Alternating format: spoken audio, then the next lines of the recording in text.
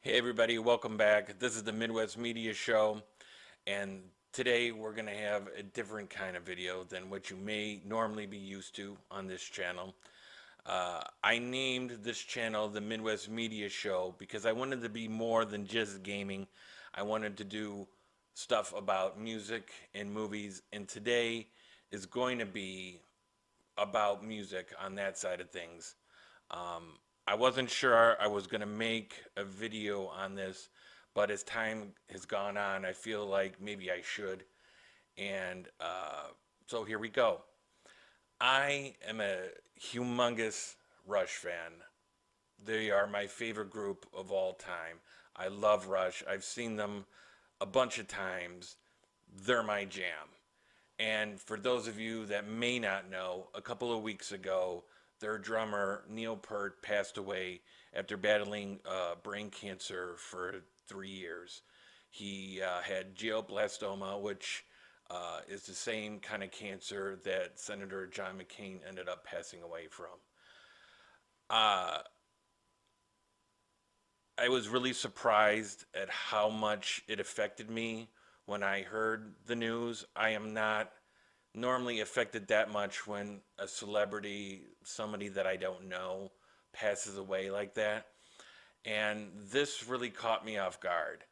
And I just want to give you a little bit of history on my experiences with Rush and why I think that it may have affected me more than I thought it would. Back in the late 1990s, my buddy Mike came to me and asked me if I wanted to go to a Rush concert with him. And I had heard of the band, but I really wasn't familiar with them. Everybody knows Tom Sawyer, and that was the song I knew.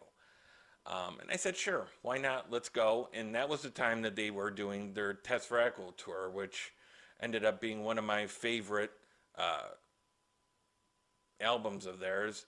And it's probably not their best, but because that was the first one that I'd ever listened to, that's just for nostalgic reasons, probably is my favorite.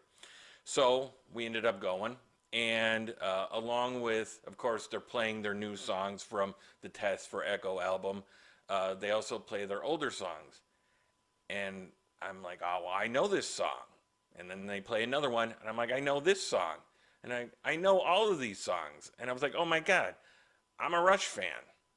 And that was really where my love for Rush started, because it was just a surprise that how many songs of theirs I actually knew, but I never knew it was them. So, uh, Test for Echo Tour gets done, and time goes on. Uh, you're not hearing much from Rush. And back then, the internet really hadn't taken off yet. Not like it is now. So you weren't getting information as fast, or as it wasn't as readily available as it is today. And I remember looking at my buddy after a couple years. I said, this is really strange, but I haven't heard anything from Rush. I don't know if they're making a new album or whatever. Well, as time goes on, they did come back, and that was their Vapor Trails tour, which we did go and see. And all was right in the universe with Rush. And it wasn't until later on when a documentary came out with them. It's called Beyond the Lighted Stage. I can't stress enough how fantastic a documentary this is. Even if you're not a fan of Rush, just kind of a glimpse of the music industry and what they went through, because they are from Canada. So dealing with that and then coming to America, it's a real good watch. But in this documentary, one thing that I didn't know is that during that break that they had was because Neil's daughter had ended up getting into a car accident on her way back to college and passed away. And then shortly thereafter, his wife got sick and ended up passing away as well. And it really surprised me, because I was like, that's what happened. Like, that's why we didn't hear anything from them for that time, because of all this stuff that happened to Neil and Neil's family, which is horrible, and I can't imagine what he must have gone through. Well, come to find out that Neil, who loves motorcycles, went on this amazing bike ride through all of Canada and all the way down through Mexico and the United States, and went on this long journey. And actually, he wrote a book about it, and it's called The Ghost Rider. I have not read it, but I hear it's just absolutely fantastic. So check it out if you would. Um, but he talks about in the documentary how all of the sights and the landscapes and then all the him just being to himself helped him get back to a place where he needed to be, dealing with, basically his whole family all of a sudden being gone. And I love Rush because of the people that they are. It is so rare in today's world when you look up to people or you're a fan of somebody and they truly are what they appear to be. Good people, just goofy but fun loving people. And that's what Rush is. And Neil was never a fan of adulation, as he puts it. It always made him uncomfortable. So he wasn't a guy that did a lot of the meet and greets. That was always Alex and Getty. But it just made him uncomfortable. He just didn't understand why somebody would love him that much to where they'd want to meet him, which speaks volumes to the man himself, how humble he was. And you're talking about a musician who was the best at what he did. There was nobody else better than Neil.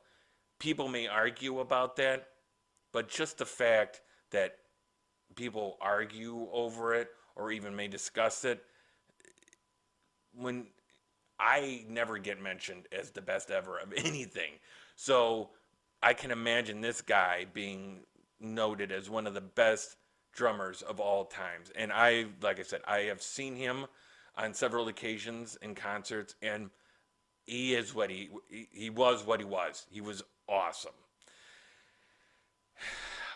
Unfortunately, we will never see his like again. And uh, we didn't.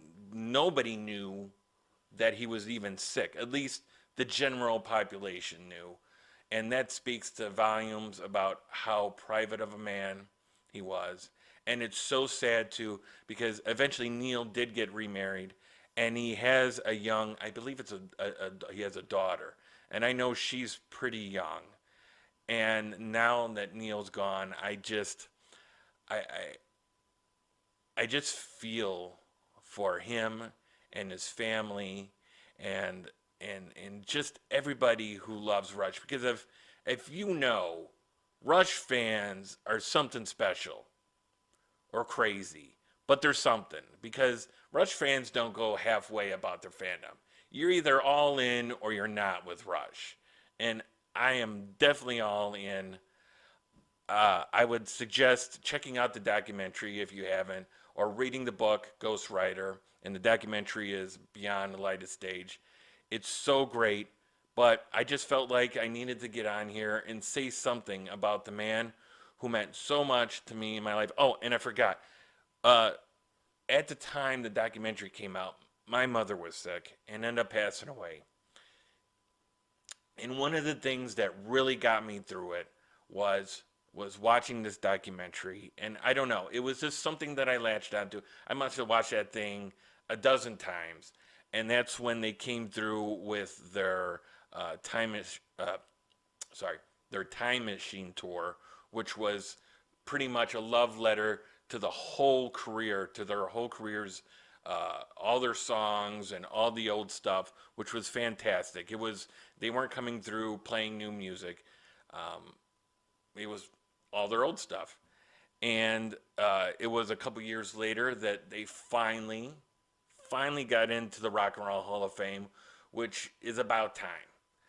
And and it was them that helped me through one of the hardest times in my life.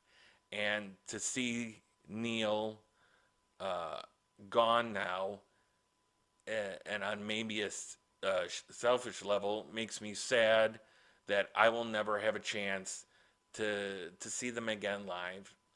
I seen their last concert, and it was for all intents and purposes, it was a farewell tour. But there was always that thing in the back of my mind that was like, well, maybe they're gonna come out, maybe they're gonna play one more tour, maybe it'll be a short tour. And now my son's old enough to where I could take him, so I could have him experience Rush live. But unfortunately, that's not going to happen now. And I guess that's all I really have to say about it. It's just it affected me a lot more than I thought it was going to, and my heart goes out to Geddy Lee and Alex Lyson, which they were all super close friends, as close as you can be, family. And my heart and condolences also go out to Neil's family. Um, Here's to Neil, the greatest drummer of all times. Thanks for watching.